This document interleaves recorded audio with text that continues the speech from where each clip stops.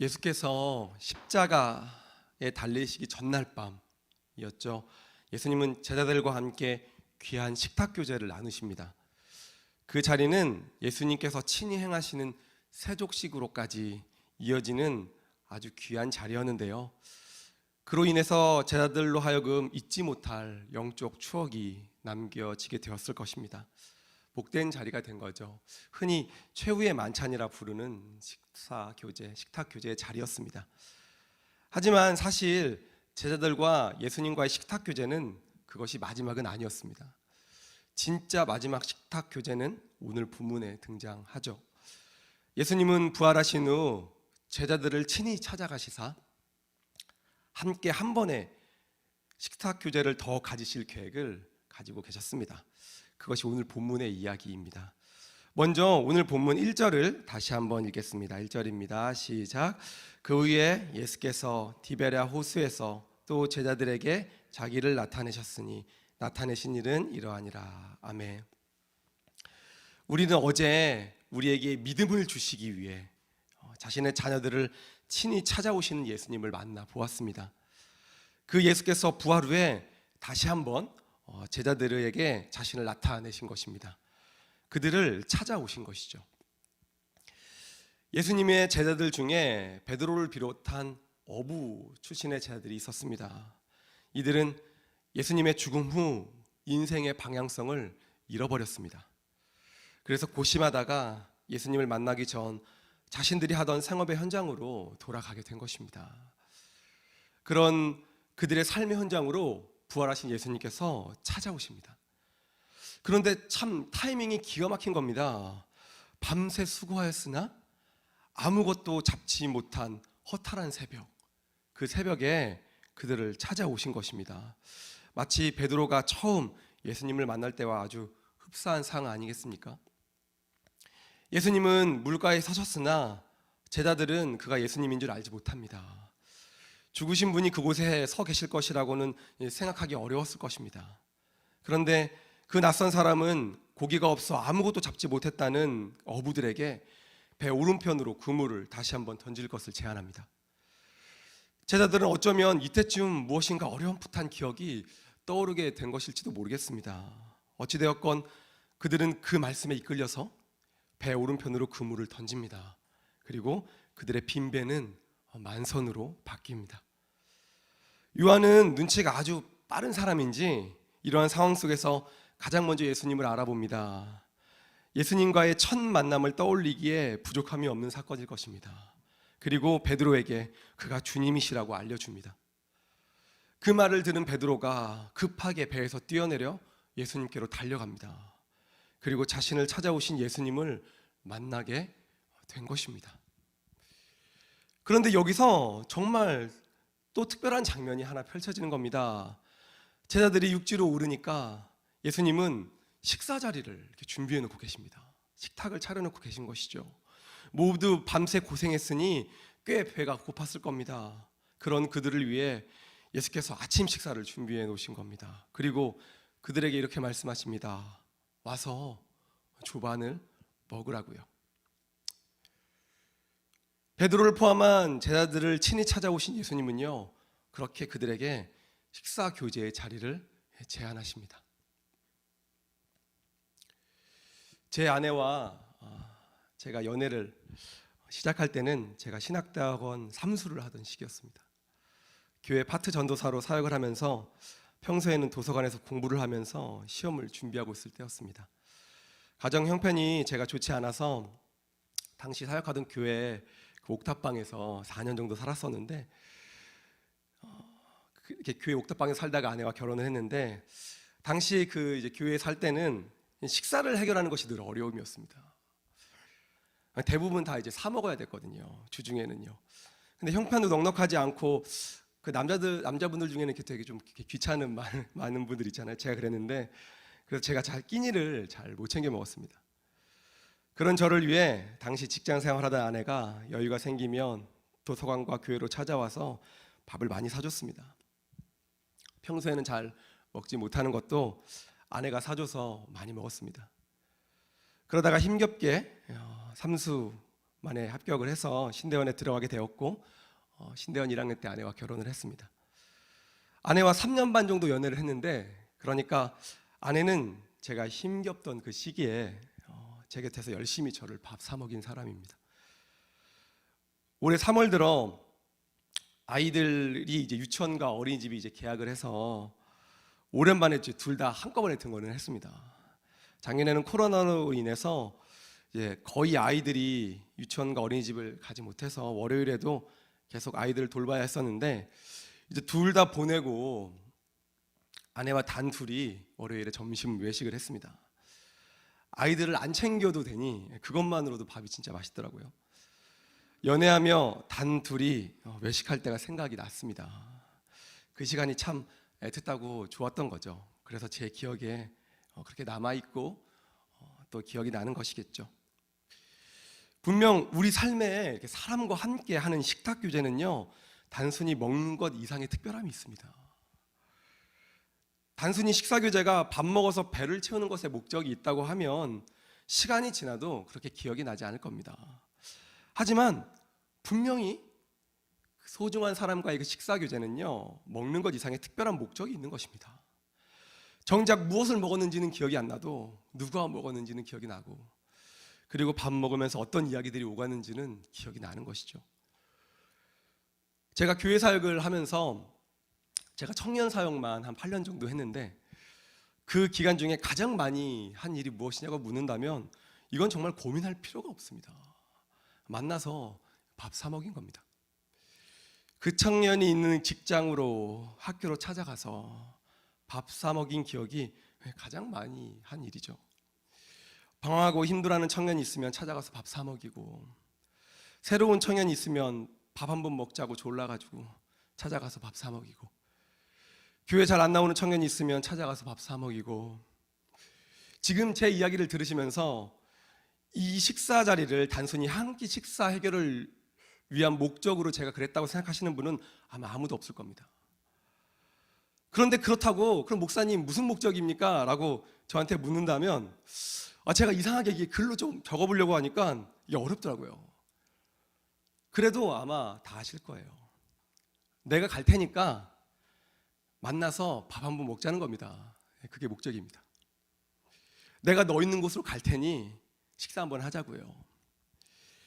이 일이 어떤 일이라고 더 설명 안 드려도 되죠? 아시잖아요. 제 아내가 저를 그렇게 찾아와서 저 밥 사줬다니까요. 그냥 배 채우려고 온 것은 아니고요. 아내에게 허락받고 말하는 겁니다. 말하셔도 괜찮아요.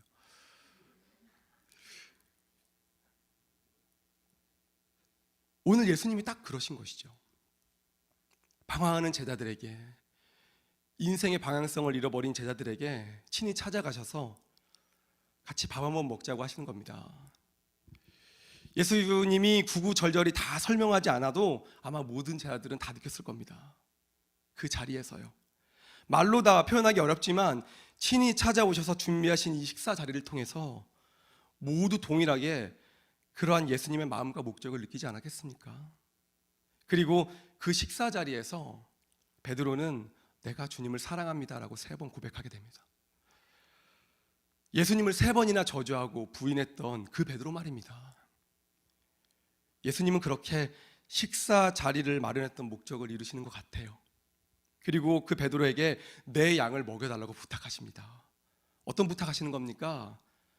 너도 찾아가서 밥 사 먹이라는 겁니다.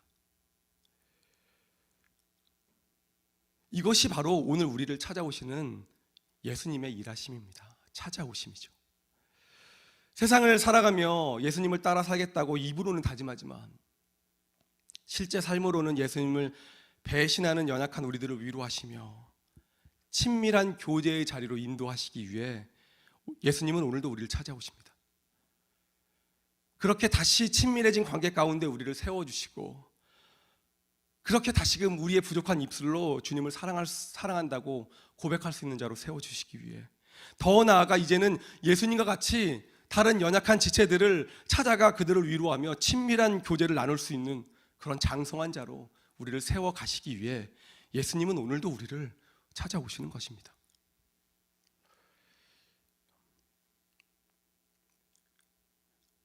교역자 제자 훈련이 진행 중에 있습니다.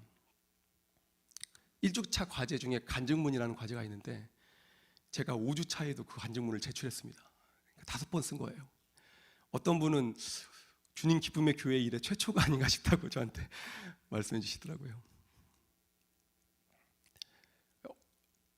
자신을 잘 드러내고 그것을 이렇게 글로 표현하는 게 익숙하지 않았던 저에게는 이 과제가 어렵더라고요. 그래서 5번이나 쓰게 됐습니다. 그런데 제가 이번 학기에 처음으로 양육을 한 반을 이제 맡아서 양육을 하게 된 거예요. 지난주에 첫 모임을 가졌는데 제가 걱정이 생기는 겁니다. 이게 누가 누굴 가르치냐 이게 이런 마음이 들어서 너무 고민이 되고 걱정이 돼서 제가 이제 같은 과정을 담당하고 계시는 권사님께 제 고민을 털어놨습니다. 제가 너무 걱정이 된다고, 어떻게 가르쳐야 될지 모르겠다고, 누가 누굴 가르치냐고 막 이러면서 이제 제가 조언을 구했더니 그 권사님이 저한테 그렇게 말씀해 주시더라고요. 어떻게 가르치느냐의 문제가 아니고 양육자가 그 훈련과 마음의 그 훈련과 양육에 정성과 마음을 쏟으면 된다고 말씀해 주시더라고요. 그 말씀을 듣는데 제가 마음에 깨달아지는 바가 있는 겁니다. 그래서 제가 첫 시간 훈련 아침 일찌감치 그분들이 내신 과제를 다시 한번 꼼꼼히 읽으면서 그 과제에 대한 피드백을 위해 코멘트도 달고 미리 가서 그 제자 훈련 공간 청소도 하고 정리도 해놓고 그리고 커피도 준비해놓고 찬양으로 시작하고 싶어서 악보도 뽑아서 기타로 연습도 해보고 그리고 첫 만남이 혹여 서로에게 어색함이 될까 걱정이 돼서 아주 간단한 성격 테스트 검사지를 준비해서 첫 시간을 준비해 본 겁니다. 그렇게 마음을 쏟아 첫 시간을 준비해서 마쳤는데 끝나고 나니까 제 마음에 기쁨이 있더라고요. 그리고 오늘 말씀을 준비하는데 제자들이 고기를 잡고 무트로 나올 때 미리 아침 식사를 준비해 놓으신 그 예수님의 마음이 아니었을까, 이런 마음이 아니었을까 생각이 들게 된 겁니다. 이것이 훈련 OT 시간에 양육자들에게 담임 목사님께서 당부하신 가르치는 것이 아니라 양육하는 것, 이란 말씀이 제가 깨달아지는 시간이었습니다. 예수님께서 하셨던 일이더라고요. 가르치는 것의 문제가 아니고 양육하는 겁니다.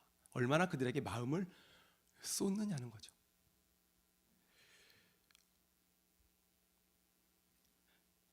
그렇게 또 오늘 제가 말씀을 묵상하면서 작게나마 다짐해 보기는 훈련 2번째 시간에도 제가 커피를 좀 미리 준비해 놔야 되겠다라고 다짐한 은혜가 있었습니다. 아마 제가 준비하는 이 커피가 단순한 기분 전환을 위한 기호식품이 아니라는 것을 아마 듣는 모든 분들은 양육자분들이라면 다 아실 겁니다.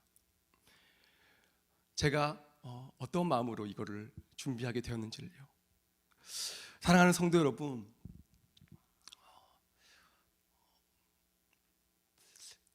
난 양들을 맡아서 그들을 돌보고 그들을 케어한다는 것이 어떨 때는 너무 어렵게 느껴질 때가 있는 것 같습니다. 목회자인 저에게도 그래요.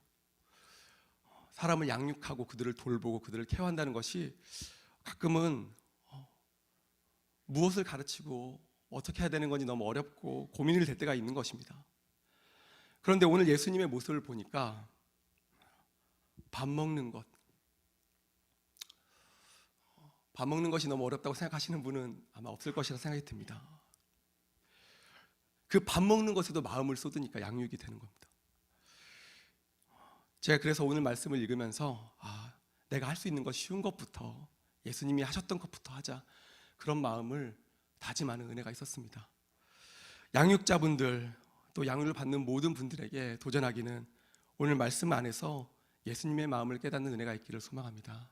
그 마음이 여러분께서 가지신 그 예수님을 사랑하는 마음, 또 내 양을 먹이라 말씀하시는 그 예수님의 그 당부 가운데 그 말씀이 귀하게 표현되고 또 실천되는 귀한 은혜가 있을 거라 확신하며 권면합니다. 기도하도록 하겠습니다. 사랑의 하나님, 감사합니다. 오늘도 자격 없는 나를 위해 찾아오셔서